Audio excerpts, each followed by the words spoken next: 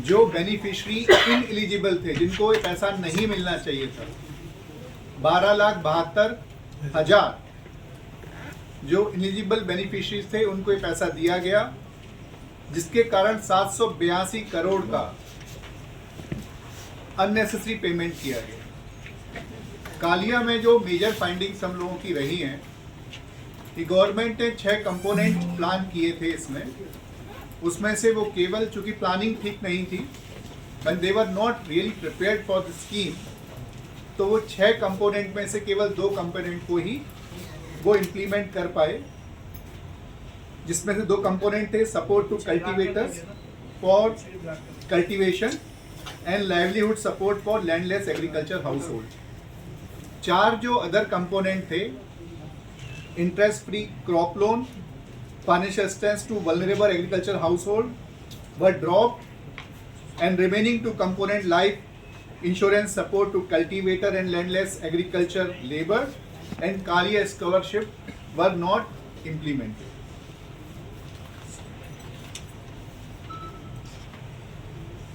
इसमें जो हम लोगों का एक फाइंडिंग है कि जो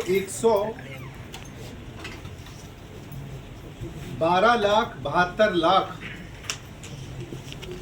जो बेनिफिशरी इन एलिजिबल थे, जिनको ये पैसा नहीं मिलना चाहिए था, 12,72,000 जो एलिजिबल बेनिफिशरीज थे उनको ये पैसा दिया गया, जिसके कारण 782 करोड़ का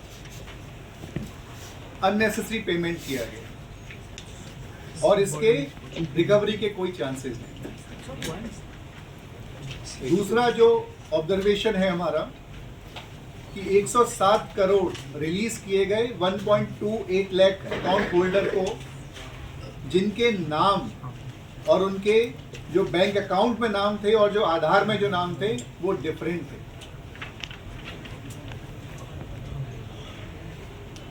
तीसरा जो ऑब्जर्वेशन है कि जिस कंपनी ने इसकी वेबसाइट बनाई, CSM टेक्नोलॉजी प्राइवेट लिमिटेड, उनको ये जो 1 करोड़ का जो टेंडर दिया गया वो विदाउट, उसके लिए कोई भी टेंडर इनवाइट नहीं किया, उनको सीधे ये काम दे दिया गया।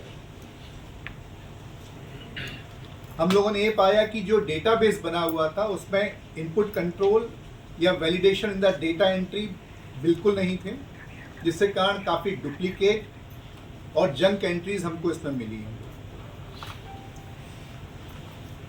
दूसरा जो ट्रेड कंप्लायंस ऑडिट है वो है सुंदरगढ़ में एनवायरमेंट लॉ को इम्प्लीमेंटेशन को लेकर।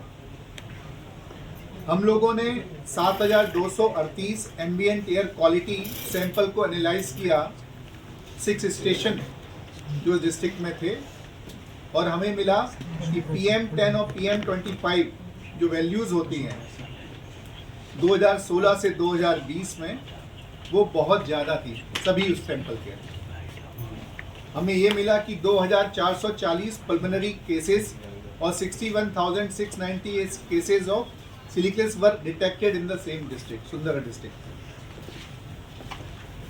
डालमिया सीमेंट कंपनी जो है, वहाँ हमें मालूम पड़ा कि without consent to establish and consent to operate, there was an operation of conveyor belt for over 9 years। यानी परमिशन नहीं थी लेकिन 9 साल से ये वर्क कर रहा था, जो एक मेजर लैप्स है on the part of regional officer Orissa state pollution control board OSPCB।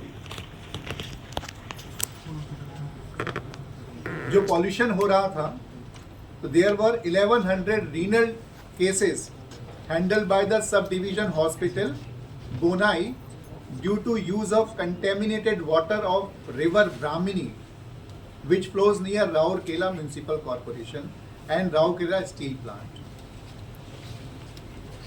Rourkela steel plant का जो जीरो लिक्विड डिस्चार्ज था, जो इनको इम्प्लीमेंट करना चाहिए था, लेकिन उसको इम्प्लीमेंट नहीं किया गया, और इसके कारण वहाँ पर हाई कंसंट्रेशन ऑफ फ्लोराइड पाया गया, जो 130% जा से लेकर 850% तक ज़्यादा था। जो परमिसेबल लिमिट है उससे 130% से लेकर 850% ज़्यादा था।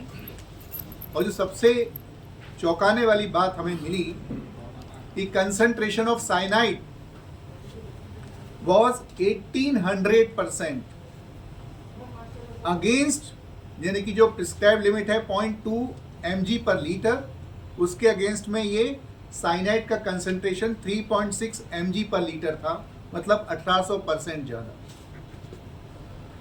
इसके अलावा हमें मिला कि वहाँ पर STP जो है वो फंक्शनल नहीं है। 8 माइक्रो कंपोजिटिंग सेंटर इन्होंने खरीद लिए हैं, लेकिन उनको ऑपरेशनलाइज नहीं कर पाए हैं due to lack of electricity and water connection, जिसके कारण 3.40 करोड़ का जो एक्सपेंडिचर हुआ है वो अनफुलफिल रहा है। जो अगला डिटेल कंप्लायंस ऑडिट हम लोगों ने किया है वो है कैंपा का।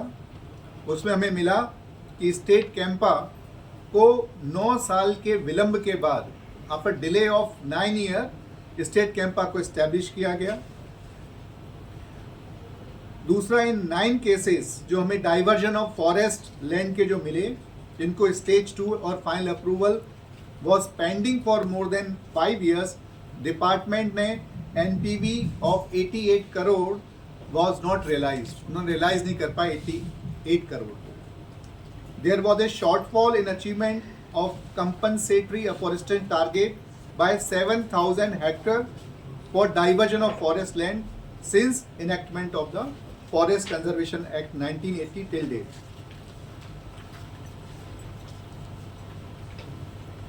एक जो काफ़ी कहना चाहिए चिंताजनक विषय रहा है कि फॉरेस्ट फायर के इंसिडेंट जो हैं वो 208% बढ़ गए हैं। जो जंगलों में आग लग रही है वो fire incident increase by 208%, and the extent of forest